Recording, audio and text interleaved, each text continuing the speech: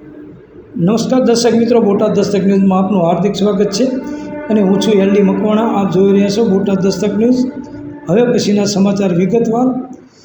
પિતરાએ બહેનનો જ અશ્લીલ વિડીયો બનાવી વાયરલ કર્યો. દુષ્કર્મ આચરી બીભત્સ ફોટા વિડીયો બનાવી ઇન્સ્ટાગ્રામ પર સગીરાનું ફેક આઈડી બનાવી વાયરલ કરનાર અરબાઝ ઝડપાયો.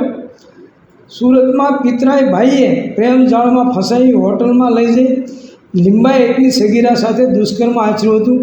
અશ્લીલ ફોટા વિડીયો ઉતારી સોશિયલ મીડિયા પર વાયરલ કરી બદનામ કરતા પોલીસે સિદ્દીકનગરના અરબાઝ યુસુફ મંસૂરીની ધરપકડ કરી હતી. લિંબાયતમાં રહેતી 50 વર્ષીય મહિલા મૂળ બિહારની વતની છે. સંતાનમાં 8 બાળકો છે.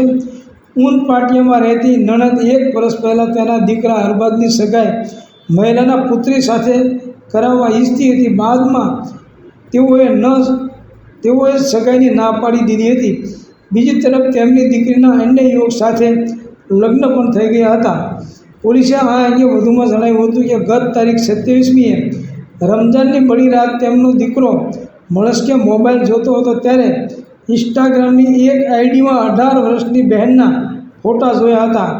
કપડાં ઉતારતા ફોટા તથા અશ્લીલ વિડીયો જોઈ તે ચોંકી જતા પરિવારને આ ફોટો વિડીયો બતાવ્યા હતા. આઈડી પીડિતાના નામે જ બનાવ્યું હતું. બિહાર રહેતી પીડિતાને પૂછતા તેણીએ આઈડી પોતાની નહીં હોવાની સાથે જણાવ્યું કે અરબાઝ સાથે સગાઈ નહીં થયા બાદ પણ અરબાઝ વારંવાર ઘરે આવતો હતો.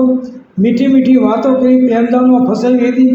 ગત વર્ષે રમઝાનમાં એક હોટલમાં લઈ ગયો હતો જ્યાં મરજી વિરુદ્ધ બદકામ કર્યું હતું, પ્રતિકાર કર્યો હતો, પટ્ટા વડે માર્યો હતો અને અશ્લીલ ફોટો વિડીયો મોબાઈલમાં કેદ કરી લીધા હતા.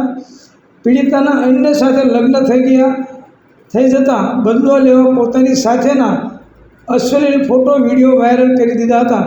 પોલીસે 29 વર્ષીય અરબાઝની ધરપકડ કરી હતી. હવે લિંબાયત પોલીસ અરબાઝને આ બાબતે વધુ પૂછપરછ કરી રહી છે. સૌજન્ય દિવ્યા ભાસ્કર, બોટાદ દસ્તક ન્યૂઝ, એલડી મકવાણા, બોટાદ.